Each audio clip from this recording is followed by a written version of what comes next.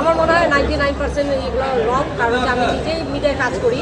তো অডিয়েন্সের বা আপনাদের কাছে মিথ্যা কথা তো বলার কিছু নেই। আপনারা তো অবশ্যই আমাদের সাথে প্রতিদিন কাজ করছেন, দেখছেন, কিন্তু এটা বেশিরভাগই র্যাম্প মডেলরা কেন শুধু র্যাম্পেই সীমাবদ্ধ থাকে? অনেক সম্ভাবনা থাকা সত্ত্বেও তারা কেন মেইন স্ট্রিমে আসেন? দেখা গেলো সিনেমা, নাটক বা এই জিনিসগুলোতে খুবই আসে হয়তো, কিন্তু পার্সেন্টেজটা কেন কম থাকে? হচ্ছে আসলে কি র্যাম্প জিনিসটা হচ্ছে যে নিজের ভালোবাসা একটা জিনিসটা। তো না, যারা যেটা ভালোবাসে ওইটাই করা পছন্দ করে। যেরকম আমার ক্ষেত্রে আমি বলবো শুটিংটা আমার ওরকম পছন্দ না, যে সারাদিন অনেক কষ্টের শুটিং করতে হয়, যেরকম ঢাকার বাইরে যে কাজ করতে হয়, রোডে কাজ করতে হয়, আমার মনে হয় না আমার দ্বারা সম্ভব। কিন্তু আমি করতে পারবো, কেন পারবো না এরকম না, আমি করবো যদি আমার ওরকম সুযোগ থাকে।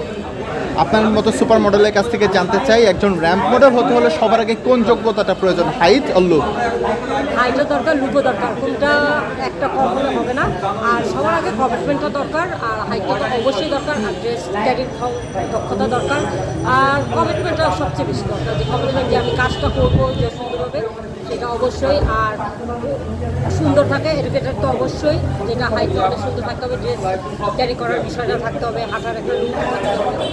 বাংলাদেশে এই মুহূর্তে কাকে আসলে আপনি মার্কিং করবেন, কাকে মার্কিং করবেন যে হচ্ছে আসলে আপনাকে যদি মার্কিং করতে বলা হয় এই মুহূর্তে কে টপে আছে? টপ মডেল ছেলে এবং মেল এবং ফিমেল দুটোই হচ্ছে আসলে জানতে চাচ্ছি। আসলে কারণ নামটা আমি বলবো না, কিন্তু অনেকেই আছে যে আমাদের কাজ করছে, যে নিউ কামারগুলো আমার মনে হয় যে বেশিরভাগই অনেক সুন্দর সুন্দর কাজ করছে, তাদের শো দেখতেছি আমি, আসলে ভালো। আমার ফটোগ্রাফিতে অনেকে কাজ করতেছে, যে ওদেরকে অনেকবার বলতে হয় না, একবার কেউ বুঝিয়ে দিলে ওরা খুব সুন্দরভাবে কাজ করতেছে।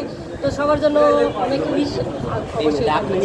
আমার শেষ প্রশ্ন এটা হচ্ছে, আপনার কোনো পছন্দের মানে আইকনকে এই র্যাম্প মডেলিংয়ে আপনার আইকন কাকে ফলো করেন? আমি সবসময় মো আপুকে আইকন মনে করি, টুবাপুকে আইকন মনে করি, টুবাপুকে আইকন মনে করি। তো আমার অনেক আইকন আছে, তো ওদেরকে দেখে দেখে আমি বড়। তো আমি যেরকম সবচেয়ে বড় হচ্ছে বিবি আছে, তো ওনাকে দেখে সবার আগে বাংলাদেশে আসা।